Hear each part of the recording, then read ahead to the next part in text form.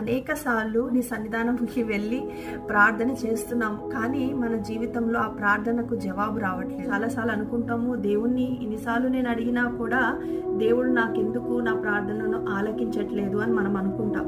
యాకోబు రాసిన పత్రిక 1వ అధ్యాయము 6వ వచనంలో మరి 2 మనసులు ఉండకూడదంట. మనకి సందేహించకుండా విశ్వాసముతో దేవుణ్ణి అడగవలెనని దాంట్లో రాయబడి ఉంటారు. వచనంలో రాయబడి ఉంటుంది ఏంటంటే, మరి దేవుని అడుగువాడు సందేహింపక విశ్వాసముతో అడగవలెనని ఉంటుంది దాంట్లో. సో నేనేమంటున్నాను, మనం విశ్వాసంతో అడగట్లేదా?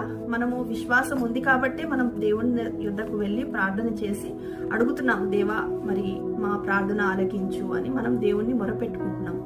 మరి ఎందుకు ప్రార్థనలు నెరవేర్చబడట్లేదు అనంటే, మనకు 2 మనసులు మనకు ఉన్నాయన్నమాట. ద్విమనసుకులు అయి ఉండి మనము దేవుణ్ణి ఏమన్నా అడుగుతేనంట, ద్విమనసుకులై మనం ఏదన్నా అడిగితే అంట అది మనకు దొరుకుతుందని మనము అనుకోకూడదు అని దేవుని వాక్యము సెలవు.